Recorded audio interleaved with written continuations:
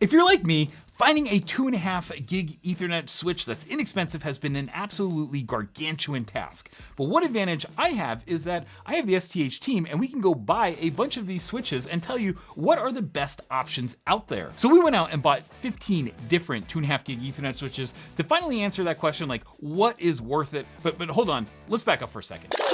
Hey guys, this is Patrick from STH, and today we are gonna answer the question, what is the best inexpensive 2.5 gig Ethernet switch out there? We have options that range from the 5-port 2.5 gig Ethernet switches to the 8-port models. We have some with 10 gigabit Ethernet, some that are managed, some that have PoE, and we just basically canvassed whatever we could find. And our methodology was pretty simple. We've already reviewed 5 of these units on the STH main site, but I just went and we looked at the Amazon.com. We just looked at 2.5 gig Ethernet unmanaged switches, like what's the least expensive out there, and we bought all the ones that we didn't have. And then there were a couple from AliExpress that I thought were just interesting and I just wanted to know more about, so those also got added in there, and they're actually definitely pretty interesting. And so with that, we came up with a set of 15 different low-cost unmanaged 2.5 gig switches. And I just want to say thank you real quick to the STH YouTube members for really making this possible. Your support allows us to go and buy these units. So if you do want to join and help out the channel so we can do more projects like this, you can go find the link to join down below. It's always appreciated if you can help out. We'll also have some affiliate links if you do want to go buy one of these. You don't feel any pressure to, but you could use those if you want. We got to pay for this somehow, guys. So the basic game plan today is we're going to take a look at the 5-port switches, then the 8-port switches, then ones that have 10 gigabit and PoE, and we're going to tell you which ones are managed out of that. The vast majority of them are not managed because these are low-cost switches, but at the same time, I just want to kind of show you what's out there and what we found. With that, let's get to the hardware. Okay, the first switch that we have, that is the QNAP QSW11005T.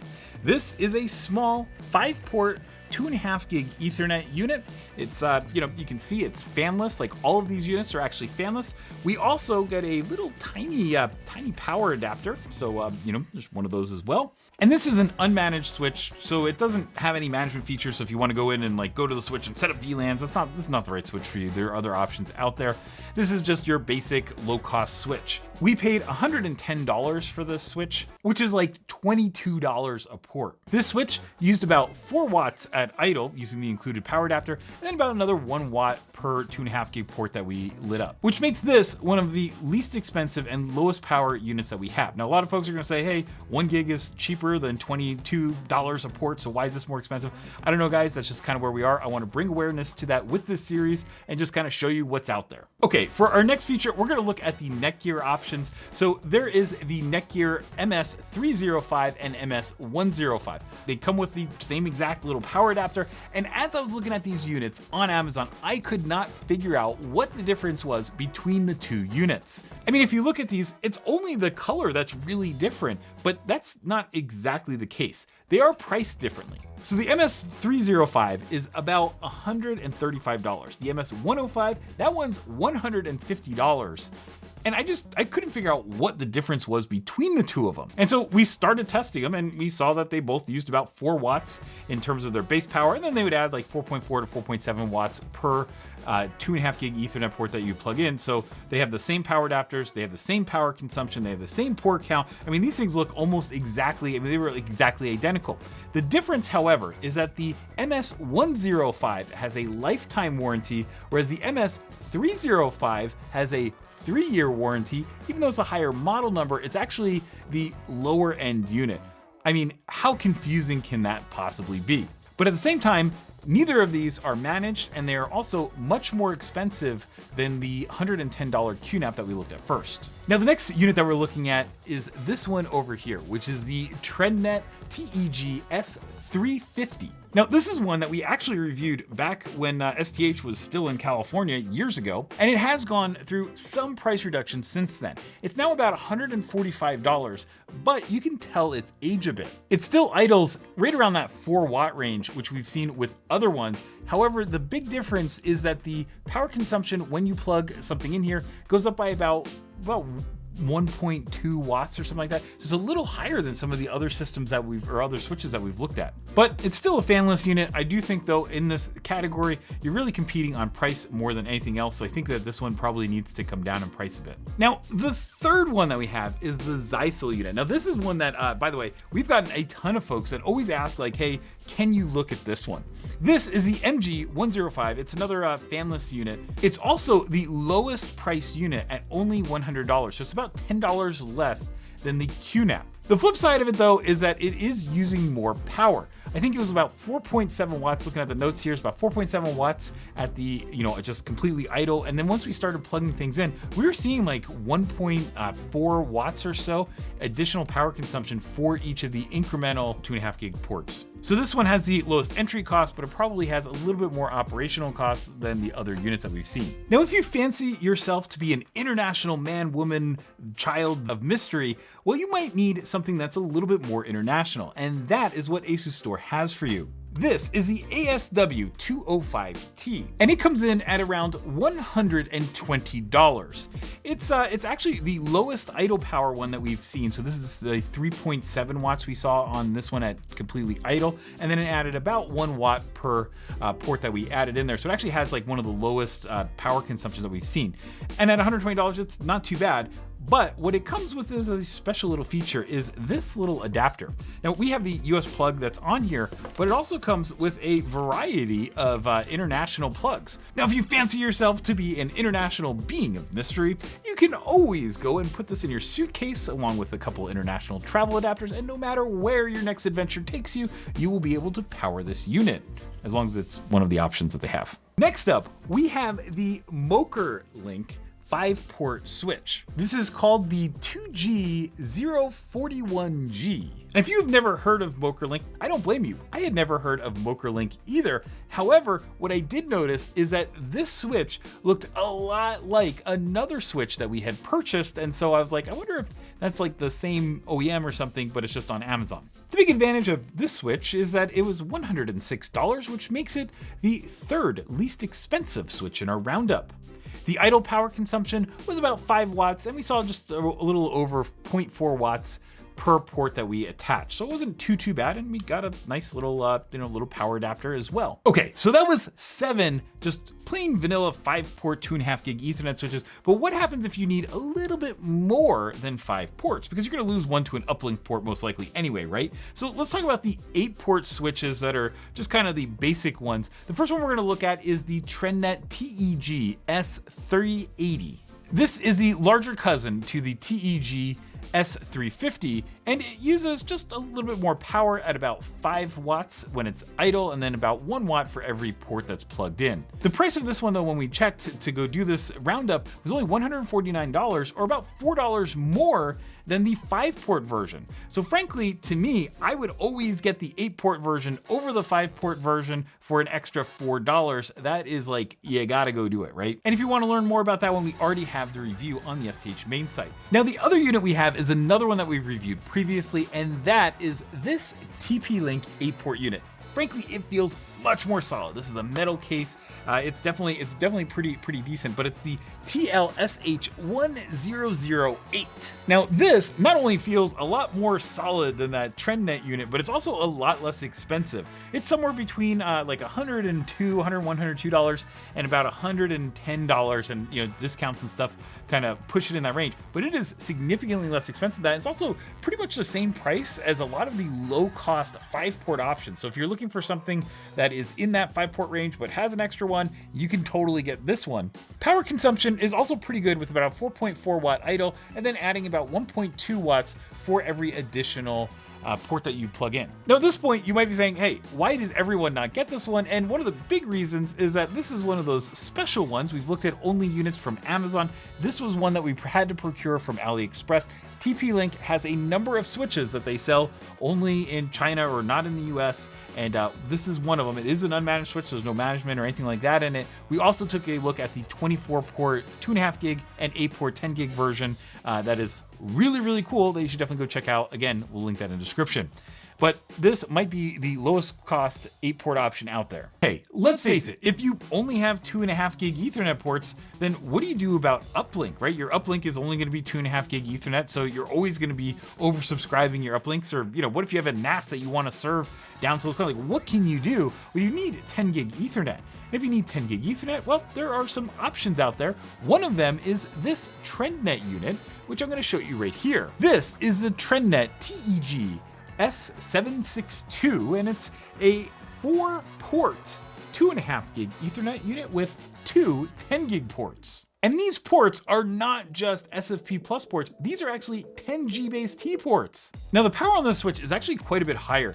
For example, just the 2.5 gig Ethernet ports, it's about 4.4 watts at idle, but then it adds about 1.2 watts per 2.5 gig Ethernet port, and even more for the 10G-based T ports. So if you want, you can still run these at 2.5 gig Ethernet, or you can run them at 1 gig like all these ports, but you can also run them all the way up to 10G-based T speeds. It does not support 5G-based T though on the switch. Pricing is also at the higher end of our spectrum. It's $190. The advantage though is that this is a metal case, and it's also a fanless one as well, so it's not going to be super loud or anything like that. And plus you also get an extra port versus some of the 5-port options. It's also the only one in our roundup that came with 10G-based T. But 10G-based T is very divisive if you look at our comments. Some folks love 10G-based T because they use the same cable. Other folks want the flexibility of using DAX or fiber, and so they prefer SFP plus cages. If you are one of those folks, well, we have another switch for you, and that is this one right here. This is the QNAP QSW2104225A.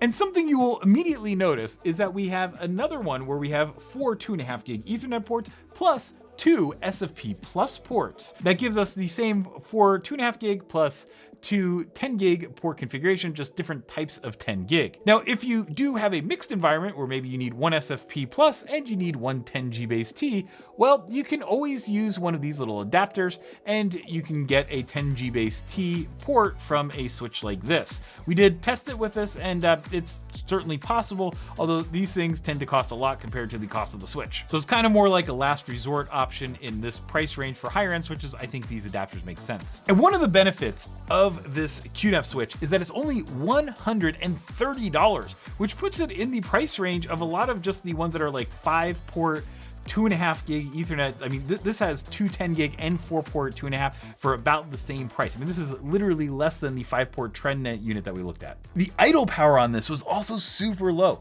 It was only a 3-watt idle, making it the lowest power one that we saw. And adding a 2.5 gig port to this, or plugging in a 2.5 gig thing, was only like 0.3 watts. Now, going to SFP side, you're gonna have usually more than a watt, but it will depend on if you're using a high-end optic, if you're using a 10G-based T adapter, anything like that. You're definitely going to have some variance, but it is very cool that you get the SFP cages because you can actually do a lot of things with SFP plus. But again, that only has 4 2.5 gig Ethernet ports, and it's unmanaged. So that is why we have this next one, which is another MokerLink unit. This is the 2G05210GSM. What an amazing product name that is. This is a 2.5 gig Ethernet port switch, plus you get 2 SFP plus 10 gigs. But there's something else in this switch that I think is absolutely amazing, and it sets it apart from all of the other switches that we've looked at so far. And that is, I don't know if you can see this, right here we have the login information because this is a managed switch. And so Brian and I were like, no, there's no way this is really a managed switch at this price. Now this is the Hasivo S1100W P-8GT 2S Plus SE, or maybe just 2S Plus, whatever it is. But this is pretty much, let me just kind of show you this real quick, because if you see this compared to the MokerLink unit, you might think that this is almost exactly the same, because the ports are almost exactly the same. The sides of this, everything looks almost exactly identical, right? So these have to be the exact same switches, right? You'd be wrong on a couple of counts there. The first one is that the Hasivo unit is only $165, making it much less expensive than the MokerLink. And sometime between, by the way, between when we purchased these units and then when we're recording this, the MokerLink is now off of Amazon, so I don't really know what to tell you on that one. But other than that, you can still get the Hasivo one, but you can't get it on Amazon. You have to get it on AliExpress. But one of the advantages of the Hasivo unit is that you, again, get that same sticker with admin logging login credentials. It's actually a different IP address, but it looks like it's almost the exact same management interface. So this is a 5-port 2.5 gig Ethernet switch plus 2 SFP plus 10 gig ports. Power consumption was the highest at 7.1 watts at idle, and then adding about another 1 watt for the 2.5 gig ports, and then whatever for the SFP as well. It's still a fanless managed switch, but there was one other secret hiding inside. One of the other big differences that I've been kind of hiding from you, this is the MokerLink power adapter, which is kind of dainty and stuff, and this is the Hasivo power adapter. So you might be wondering, why does the 7.1 watt idle switch need a 130-ish watt power supply for? Well, that's because this thing actually has PoE as well. So yeah, not only is this only $165, but it's also managed and it also has PoE. And of course, it wouldn't be an awesome AliExpress switch if there weren't at least a couple of quirks. The biggest quirk is how that PoE works, perhaps, because there are different options here. We tested the different ports, and port 1 is a 13 watt class 3 device, but if you look at ports 2, 3, and 4, those are the 25.5 watt class 4 devices, so they're like PoE plus. And then port 5 over here, it's not PoE at all. So that's absolutely crazy, right? Now, if Hasivo sounds familiar, that's because we have previously looked at this switch. This is a Hasivo S1100P-8GT, and this is an 8-port 2.5 gig Ethernet switch, except for the fact that it has PoE. In fact, it uses the exact same 130-ish watt adapter. And if you saw the video on this one or read the STH main site article, you will know that this is the one that does 2.5 GDPS. Instead of GBPS, so it's kind of fun. But this is by far the least expensive 8-port PoE switch that we could find that's 2.5 gig Ethernet as well. This is only $124, somewhere in there. The power consumption is actually not too bad, with I think about 6.5 watts at idle while we were doing this exercise, and then goes up by about 1.7 watts or so per one that you add. But you have to remember also that we have PoE ports as well, so it's kind of a little different types of ports. But for a lot of people, PoE and PoE Plus are just frankly not enough. And so you might be asking, are there options for higher end PoE? And the answer to that is yes. We have this switch over here that we reviewed, and look at this power adapter, right? This power adapter is almost the size of this switch. It's insane. This is the Netgear MS108UP. And this is a PoE++, so it goes up to 60 watt ports, and you also have some PoE plus ports. It's also an 8-port 2.5 gig Ethernet switch, so you get about half and half, so four of each of the PoE ports that you can see nicely labeled, and you also get just the normal Netgear package. This is not a managed switch, so this is an unmanaged option. Pricing for it comes in at $230, and this uses slightly more power at idle with about 6.8 watts without anything attached, and then it goes up by about 1.4 watts. So it ends up being, with one port attached, about the same as that Hasivo unit that we just looked at. Okay, so summing this all up, let's get to what I think are the 5 best ones, kind of each different category, right? First one is just, what's the best low-cost switch? This was a very, very tight race, but I actually kind of like the QNAP one, and the reason I like the QNAP one is $110. It was a little bit more than the Zyxel unit, but on the other hand, it used a little bit less power, so I kind of feel like maybe I would go for this one instead. But again, the 5-port 2.5 gig Ethernet market is definitely saturated, and also if you're willing to go onto things like AliExpress, there are other options. Now, the next one, especially if you're willing to go on AliExpress, I think is this Hasivo unit with the 8 ports. Having PoE on board, I think, is super awesome, and it's $123, $124, which makes it really pretty darn reasonable. Now, you could say that the TP-Link one that is less expensive at $102 for 8 ports, that could be a better deal. But frankly, I mean, if I'm deploying a switch, an extra $20 to have some PoE capabilities, I just kind of feel like is worth it, because you may not need it right away, but the second that you need it, it's just way less expensive and easier to have it already built in for 20 bucks than to have to go get another switch or figure it out later. So I would be the kind of person that I think that this is a better deal just because of that. And if you do need PoE++, this is the only one that we looked at that had PoE++, so 60 watt power delivery. That is needed for a lot of the newer devices, like higher end Wi-Fi 6 and Wi-Fi 6E APs are starting to use more power and also have 2.5 gig backhauls. So that would be a good example of something that you'd want to power off of these. I wish that there were more ports that were PoE++, but this is what we have. I think if you need 10G base T as well as a couple 2.5 gig Ethernet ports, and that's kind of what your network configuration is, I actually think this little TRENDnet unit was a really good one. It was on the pricier side at $190, but there's some level of it which is just, it's way easier just to go buy a switch that has 10G base T ports already built in, that's fanless, you plug it in and it just starts working. I really like that kind of model, and so if that's what you need, this is probably the right option. But I don't know, I feel like if you do need the 2.5 gig Ethernet ports, well, you get an extra one with a Hasivo unit. You also have the SFP Plus for 10 gigabit Ethernet.